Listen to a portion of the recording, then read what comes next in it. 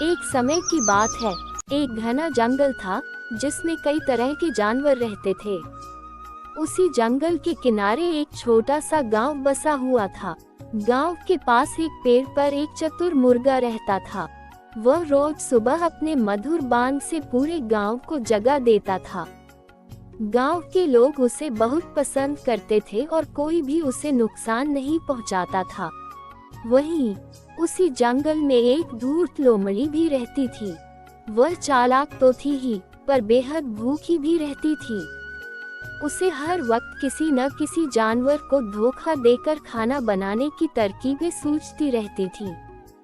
कई बार उसने मुर्गे को पेड़ के नीचे बैठा देखा और सोचा, अगर मैं इस मुर्गे को धोखे से नीचे बुला लूं, तो बढ़िया दावत बन जाएगी।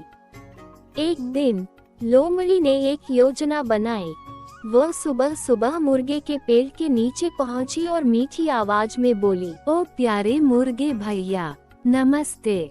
तुम कितना सुंदर गाते हो। तुम्हारी आवाज सुनकर तो मेरा दिल खुश हो जाता है। आज मैं तुम्हें एक खुशखबरी दे। मुर्गा थोड़ा सतर्क था। वह जानता था कि लोमड़ी कितनी चालाक होती है। उसने ऊपर से ही पूछा, कैसी खुशखबरी लोमड़ी बहन? लोमड़ी ने अपनी चाल को और मीठा बनाते हुए कहा, अब जंगल में नया कानून आया है। सभी जानवर अब दोस्त बन गए हैं। कोई अब किसी को नहीं खाएगा। हम सब मिलकर रहेंगे। इसलिए मैं तुम्हारा दोस्त बनने आई हूँ। नीचे आओ, गले मिलें और एक साथ नाश्ता करें। मुर्गा हंसते हुए बोला, बहुत अच्छा, ये तो बहुत बढ़िया खबर है। लेकिन बहन, क्या तुम्हें पता है कि गांव से शेर और शिकारी दोनों इस नए कानून की घोषणा करने निकले हैं? अभी थोड़ी ही देर में यहाँ पहुँचने वाले हैं। लोमड़ी का चेहरा एकदम उतर गया। वह डर गई। उसने कांपते हुए पूछा, क्या सच में शेर और शिकारी आ रहे हैं? मुर्गा बोला, हाँ हाँ, वे तो हर जगह घूम घूम कर बता रहे हैं कि अब कोई किसी को नहीं खाएगा और जो भी नियम तोड़ेगा उसे सजा मिलेगी। ये सुनते ही लोमड़ी के तो जैसे होश उड़ गए।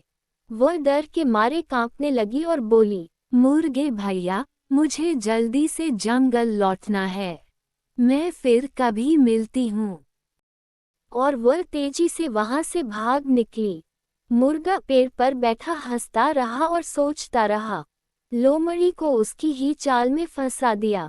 सच ही कहते हैं, होशियारी से बड़ी कोई ताकत नहीं। लेकिन कहानी यही खत्म नहीं होती।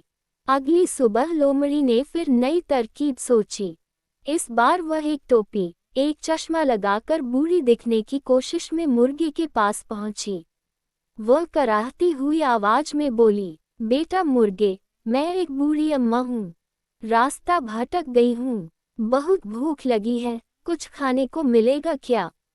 मुर्गा थोड़ी देर चुप रहा, फिर बोला, अम्मा जी, ऊपर आइए। मेरे पास कुछ दाने हैं, आपको दे दूंगा। लोमड़ी चौंकी और बोली, ऊपर? नहीं नहीं बेटा, मैं बूढ़ी हूँ, चढ़ नहीं सकती। मुर्गा मुस्कुराया और बोला, अगर आप चढ़ नहीं सकती तो फिर आपको नीचे से ही लौट जाना चाहिए, क्योंकि मैं तो पेड़ पर ही रहता हूँ। और वैसे भी असली अम्मा होती तो शाकाहारी होती, मांस नहीं खाती। इतना सुनते ही लोमड़ी समझ गई कि उसका भेद फिर खुल गया है।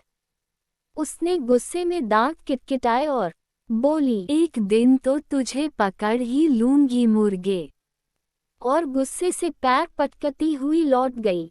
कुछ दिनों बाद लोमड़ी ने देखा कि मुर्गा पेड़ के नीचे कुछ खा रहा था। लोमड़ी दौड़कर मुर्गा के पास आए, मगर मुर्गा हर बार की तरह मुर्गा अपनी बुद्धिमानी से पेड़ पर चढ़ गया और बच निकला। और लोमड़ी ने मुर्गी को उछलकर खाने की कोशिश की। लोमड़ी मुर्गी के ऊपर चिल्लाई, मगर कुछ नहीं हुआ। और फिर मुर्गे ने धीरे धीरे जंगल के अपने दोस्तों को भी लोमड़ी से सावधान किया और मुर्गा गांव की तरफ लौट गया।